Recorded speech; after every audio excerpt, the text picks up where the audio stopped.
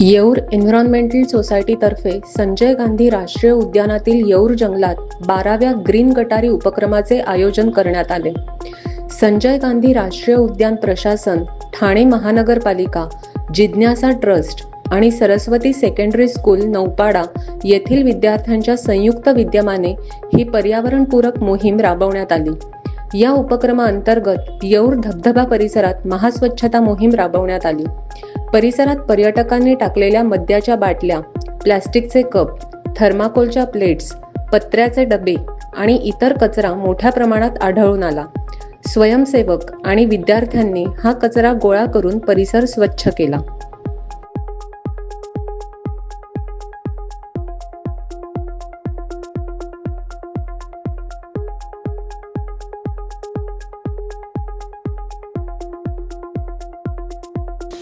आज आपण देवीचा पाडा येऊर एसजीएनपी फॉरेस्ट तिथे आज स्वच्छता मोहीम आपली आहे राबवतोय. सरस्वती सेकंडरी स्कूल, ठाणे महानगरपालिका आणि वन विभागाच्या सहकार्याने आपण सलग 12व्या वर्षी येऊरमध्ये ही स्वच्छता मोहीम राबवतोय. ग्रीन गटारी आजचा जो दिवस आहे तो गटारी म्हणून बदनाम आहे. या गटारीच्या दिवशी आपण श्रावणाच्या अगोदरचा दिवस म्हणजे मांसाहार किंवा जे जे काही वर्जित आहे श्रावणामध्ये ते सर्व खाऊन आनंद उत्सव साजरा करण्याचा असा दिवस म्हणून तो बदनाम आहे. आणि कशा प्रकारे जंगलामध्ये येऊन आपल्या नैसर्गिक परिसंस्थेची वाट लावायचं काम हे पर्यटक करतायत हे तुम्हाला इथे दाखवायचं आहे, म्हणून हे व्हिडिओचं प्रयोजन आहे. तुम्ही बघू शकता काय काय प्रकारचं हे सगळं या इथे माझ्या पाठीमागे. जर मी सरांना विनंती करून जरा दाखवा की जो धबधबा आहे तो एवढा सुंदर धबधबा आहे हा, आणि एवढं निसर्गरम्य हे ठिकाण आहे. या अशा ठिकाणी येऊन पर्यटक हे अशा प्रकारचा हा कचरा हा इथे टाकून जातात. म्हणजे मी समजू शकतो की एक माणूस म्हणून आपण निसर्गाचा आनंद घ्यायलाच हवा, त्याकरता निसर्ग पर्यटन करायलाच हवं. परंतु अशा प्रकारे बेजबाबदारपणे आपण जर का ह्या सर्व वस्तू आपण जे इथे मौज मजा करता आणलेल्या आहेत त्या टाकून गेलात, त्याचा कचरा इथं सुद्धा फेकून गेलात, तर त्याचा जो त्रास आहे तो इथे राहणारे जे आदिवासी आहेत बांधव त्यांना होतो. इथून जे जंगलातले प्राणी आहेत, जे सरपटणारे प्राणी आहेत, विशेषतः ते सरीसृप आहेत, त्यांना होतो. कारण त्यांना समजत नाही. हे मला अजून एक विकृती अशी दिसतीये की या ज्या काचेच्या बाटल्या आहेत या फोडून सुद्धा इथे टाकलेल्या आहेत पर्यटकांनी. म्हणजे इतकी विकृती आज समाजामध्ये पर्यटकांमध्ये जाणवते आपल्याला.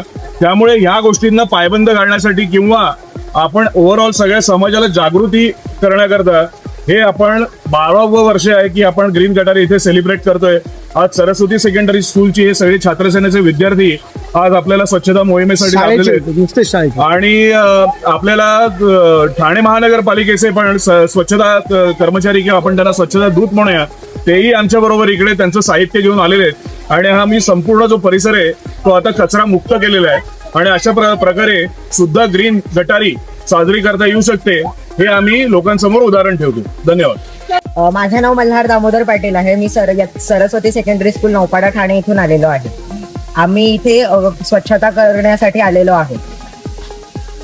मी कुमारी ऋतुपराग सुपेकर, मी पण सरस्वती सेकंडरी स्कूल या शाळेतून आलेलो आहोत. आणि ह्याने म्हटल्याप्रमाणे इकडे आम्ही सर्व स्वच्छता मोहीम राबवतो. मला चिप्सचे रॅपर्स, त्याच्यानंतर काचेच्या बॉटल्स. मुळात इथे खूप प्रमाणात प्लास्टिकचाच कचरा मिळाला. तसेच काचेचे तुकडे म्हणजे काचेच्या बाटल्यांचे तुकडे खूप मिळाले. ते खरं तर नको व्हायला, कारण की त्यापासून इकडचे जे नैसर्गिक साधन संपत्ती आहे त्याला फार हानी पोहोचू शकते. या जंगलामध्ये जितकेच प्राणी आहेत त्यांना खूप हानी होते या कचऱ्यामुळे. समजा एखादी काचेची बॉटल असेल तर ती त्यांच्या पायाला लागून त्यांना इजा होण्याची शक्यता असते. तसेच आता त्या काचेच्या बाटल्यांमुळे इकडची जी झाडांची मुळे त्यांना देखील हानी होते. म्हणून आम्ही ही स्वच्छता मोहीम इकडे राबवली.